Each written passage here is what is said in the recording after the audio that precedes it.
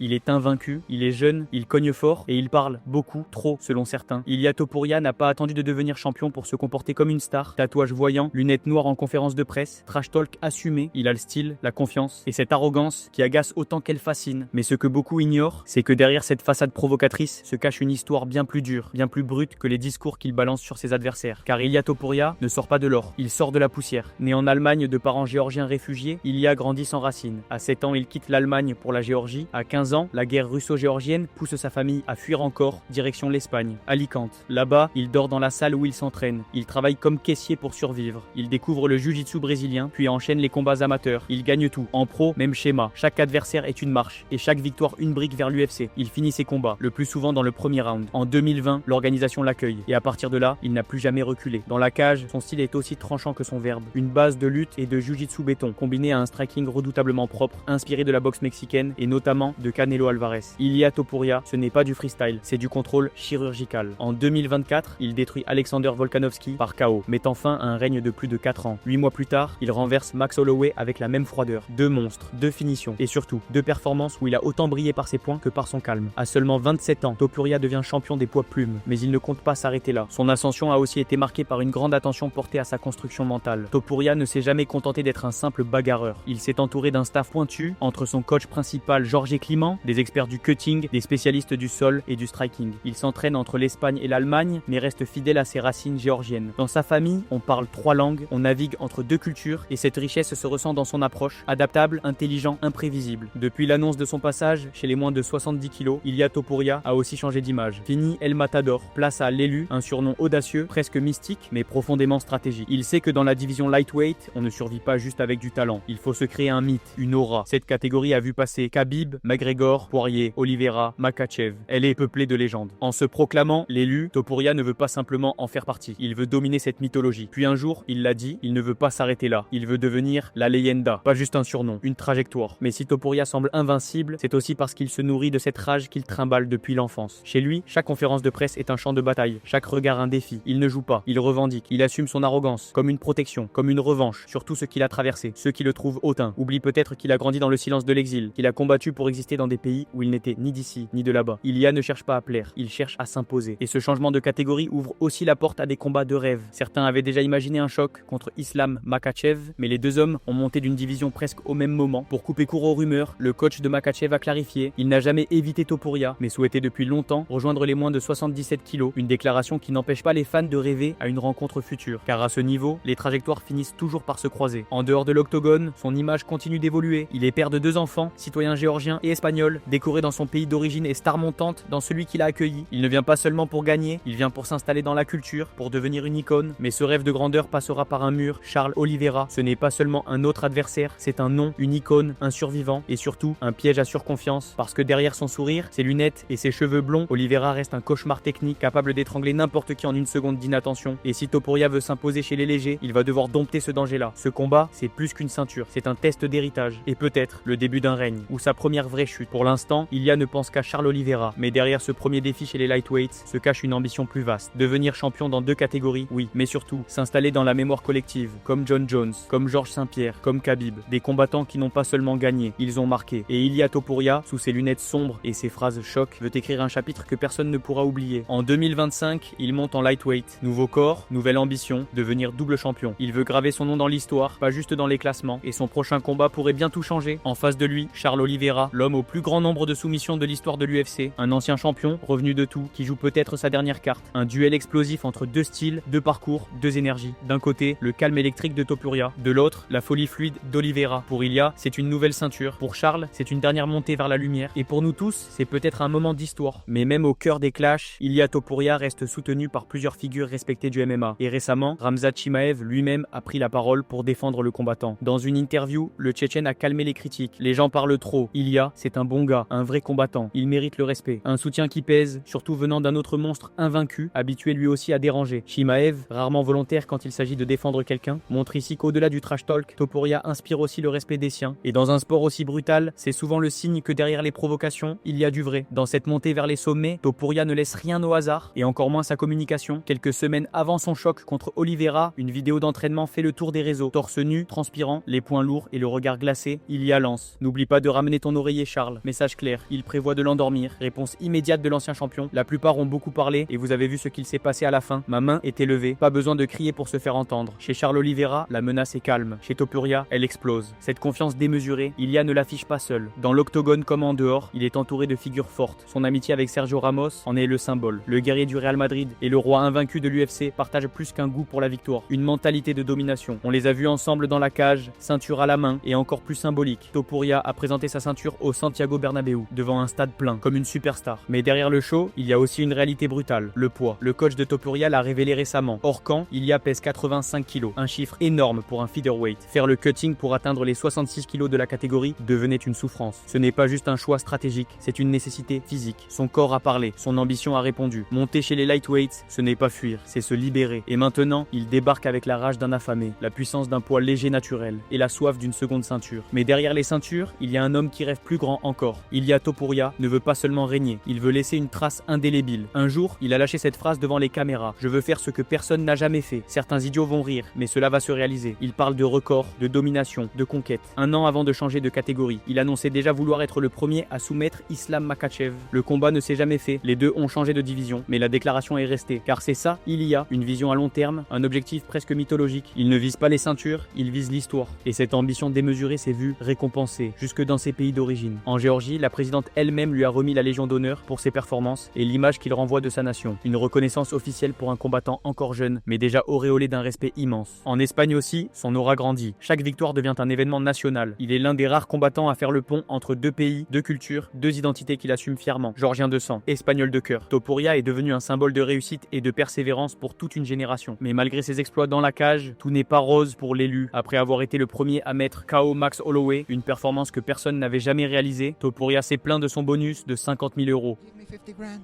Is it just 50 grand? Anybody know? Anyone know? I'm sorry to inform you, it's only 50 grand. Max Holloway, Dana only give me 50k. Une somme dérisoire selon lui au vu de l'impact de son combat. Il ne s'agit pas d'argent pour briller, mais de reconnaissance. Car Ilia le sait, dans ce sport, les mots comptent, mais les chiffres aussi. Il veut bousculer les codes, faire entendre sa valeur et forcer l'UFC à regarder plus haut, plus fort, plus loin. Toujours dans cette quête d'attention et de clash prometteur, Ilia Topuria a désigné un nom, Paddy Pimblett. Si l'Espagnol parvient à battre Charles Oliveira et à décrocher le titre des poids légers, il aimerait affronter l'Anglais au sommet de sa hype. Un combat de style, de personnalité, de fans aussi. Pimblett sera d'ailleurs à Las Vegas pour assister au combat entre Topuria et Oliveira. Preuve que l'histoire pourrait bien s'écrire sous nos yeux. Deux trash talkers, deux égos, deux univers. Et surtout, un potentiel choc de feu pour l'avenir proche de l'UFC. Enfin, ce qui distingue Topuria, au-delà de ses points, c'est sa proximité avec les autres grands noms du sport. Il a étranglé Carlos Alcaraz pour le fun, pose régulièrement avec des stars comme Sergio Ramos et n'hésite pas à afficher ses préférences footballistiques. Quand on lui demande de choisir entre Kylian Mbappé et Lamine Yamal, il choisit le jeune prodige espagnol. Quand on lui parle de légende, il cite Messi au-dessus de Zidane ou Ronaldo. Il se positionne, il assume, il provoque. C'est une star générationnelle en construction, un combattant qui ne laisse rien au hasard, ni dans la cage, ni dans l'arène médiatique. Côté cote, Ilia Topuria est largement favori avec une cote à 1,20 contre 4,05 pour Charles Oliveira. Une différence marquante qui reflète l'incroyable hype autour de l'Espagnol, mais aussi les doutes sur l'état actuel d'Oliveira. Pourtant, une montée de catégorie reste toujours une inconnue. Est-ce que Topuria saura s'adapter rapidement au gabarit, à la puissance, au rythme des poids légers? En face, Oliveira est un vétéran de la division, habitué à affronter des colosses. Et quand tout le monde le donne perdant, c'est souvent là qu'il est le plus dangereux. Alors, est-ce que ce combat sera une formalité pour Topuria? J'attends vos avis et vos pronostics dans les commentaires. Pour O'Malley face à Merab, vous aviez été nombreux à anticiper une victoire du Géorgien. On verra, cette fois-ci. Pensez à aimer la vidéo si elle vous a plu et à vous abonner. Je vous remercie d'être resté jusqu'ici et je vous dis à très bientôt.